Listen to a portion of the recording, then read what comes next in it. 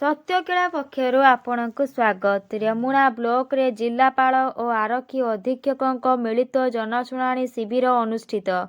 ସ୍ଥାନୀୟ ପଞ୍ଚାୟତ ସମିତି ସମ୍ମିଳନୀ କକ୍ଷରେ ବାଲେଶ୍ୱର ଜିଲ୍ଲାପାଳ ଓ ଆରକ୍ଷୀ ଅଧୀକ୍ଷକଙ୍କ ମିଳିତ ଜନଶୁଣାଣି ଶିବିର ଅନୁଷ୍ଠିତ ହୋଇଯାଇଛି।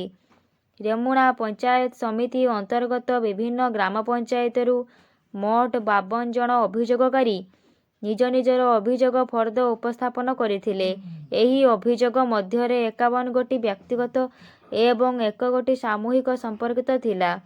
ଏହି ଜନଶୁଣାଣି କାର୍ଯ୍ୟକ୍ରମରେ ବାଲେଶ୍ୱର ଆରକ୍ଷୀ ଅଧୀକ୍ଷକ ଶ୍ରୀଯୁକ୍ତ ପ୍ରତ୍ୟୁଷ ଦିବାକର, ଅତିରିକ୍ତ ଜିଲ୍ଲାପାଳ ରାଜସ୍ୱ ଶ୍ରୀଯୁକ୍ତ ହେମନ୍ତ କୁମାର ସିଂ, ଜିଲ୍ଲା ପରିଷଦ ସହକାରୀ କାର୍ଯ୍ୟନିର୍ବାହୀ ଅଧିକାରୀ ଡକ୍ଟର ମଧୁସ୍ମିତା ସାମନ୍ତରାୟ, ମୁଖ୍ୟ ଜିଲ୍ଲା ଚିକିତ୍ସା ଅଧିକାରୀ ଡକ୍ଟର ଶ୍ରୀଯୁକ୍ତ ପ୍ରଭାତ କୁମାର ବେହେରା, ଉପଜିଲ୍ଲାପାଳ ବାଲେଶ୍ୱର ଶ୍ରୀଯୁକ୍ତ ସି ମାଲବ୍ୟ ସମେତ ଜିଲ୍ଲାସ୍ତରୀୟ ବିଭିନ୍ନ ବିଭାଗୀୟ ପଦାଧିକାରୀ ଉପସ୍ଥିତ ଥିଲେ।